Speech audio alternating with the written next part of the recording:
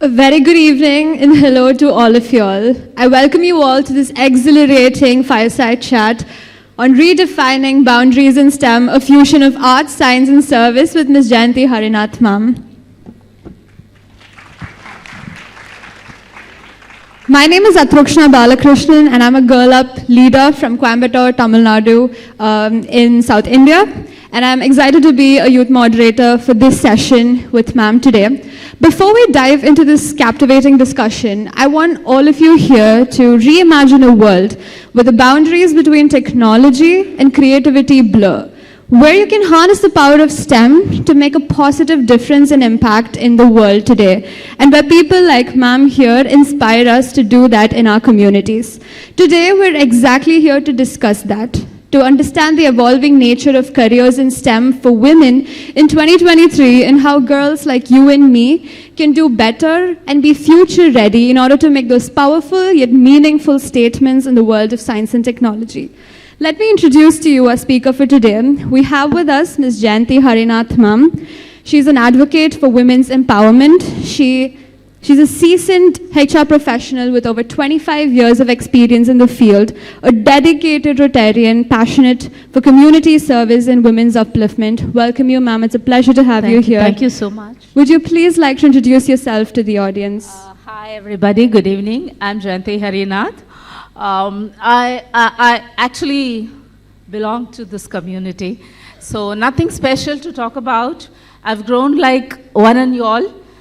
And it's really amazing to see women coming up so bold outside, wanting to do what they want to do, wanting to hear what they want to hear. So I'm actually, to more than introducing myself as a person with HR background, I feel I'm one among you all. Okay, I've grown up like how you all have grown. And I'm today, by virtue of my experience, I'm sitting here. That is it. There is nothing but a major difference between all of us. I'm here because of the experience I had, that's it. And I would like to use this platform to share my experience with you, help you understand how you can really look at the future, how you can redefine your future with the experience we people share. And that's it about me, nothing more, nothing special. Thank you, ma'am. So let's get on with our first question. So your professional journey has been truly unique. So you bring a non-STEM perspective to a STEM-focused company. So how do you think your experiences in the field have contributed to those innovative solutions in the company? See, I've been in various industries. I've been into IT industry, I've been in telecom industry, I've been in shipping industry, I've been in engineering industry, I've been in healthcare segment. Each individual organization and industry are different in its own self. For example, if an IT company, it's highly a sort of process-driven organization, while if you look at an organization like engineering, a traditionally engineering sector will be more people-centric. Certain organizations which are very advisory role, which are based on advisory role, will be highly traditional. So each individual organization has a style in its own. So I would say we have to go beyond theory. Once we come into professional life, what is more important is how we apply our practices, customize our practices to the organization we are working for, to the profession we are catering to. So for example, if you see, when I'm designing a learning program, okay, for a young leader, I would look at designing a program which will be more into, one is knowledge gaining, two could be something like mentoring, because they need a lot of mentoring. While I'm designing a learning program for a sort of creative writer or say even leaders on the other end, it will be more into coaching, more than mentoring, okay, because they need to redefine themselves. Because as a leader, I come with certain set of qualities, but then I ideally cannot continue to be a leader with the same style I imbibe. Not at all possible. I need to be a situational leader. I cannot be a leader of my own style. Okay? So we need to design programs in such a way the leader who's self-defined needs to become a situational leader. Okay? So that's the way, we need to do creative and innovative programs when it comes to different industries. When I talk about something like engagement programs, engagement for an youngster is different from engagement for a very senior people. Engagement for an youngster would be more of, vibrant and more recreational, everything tech-friendly. But for a person at a very senior level or a traditional industry, it needs to be more of communication. There should be a lot of interactive sessions, speaking to them. They look for speaking to them. They look for opportunity to sharing their knowledge.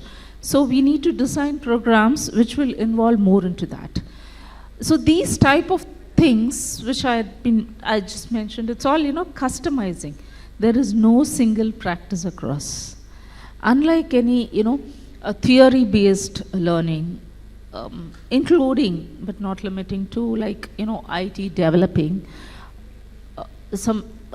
developing a platform. It's all mostly theory-based. You have code, you have guidelines of code which you need to keep writing. If you go wrong, you can go back, refer to book, then, rewrite. But that's not the case when it comes to people handling. Okay, so you need to be certainly innovative, you need to certainly customize. That's something more important. And the innovation plays around this area of customizing it to the organization. I hope I answered your question. Yes, ma'am. I think you spoke about how we should enable a holistic approach towards programming and enabling the curriculum towards students or in any STEM-focused companies. And especially when we talk about that, STEM is a field where we need a lot of people's working environment, the mind, the approach that they take should be holistic. Yes. And I think your answer really says that we need to be able to do that, and thank you so much for that answer, ma'am. Talking about the evolving nature of jobs in 2023, what are the different skill sets that you think girls like us, me, today should be empowered with to land their dream career? Yeah. There are various type of resource requirements in any organization.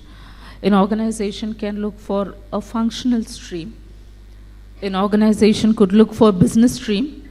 Organization could look for people stream. When it comes to functional stream, it's very important. STEM plays an important role. Okay, your knowledge in science, technology, engineering, meaning, typical functional knowledge is very, very important. While as we are evolving, if we are looking, as one is evolving in their career, it's more important that everything needs to be a little higher with people orientation. So you need to have managerial skills, leadership skills, that's very important.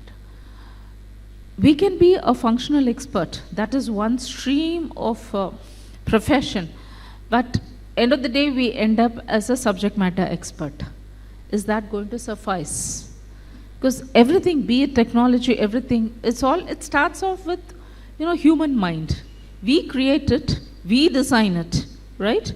But so it's people are very important. Without people, nothing is going to happen. There may be robots, there may be technology platform, there may be machines to work on, but then there needs to be people to address and resolve some issues that are coming up.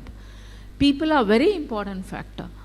So my sincere suggestion would be here, along with your functional expertise, it is more important to develop a leadership and people skill. And going forward, future, everything is predictive based.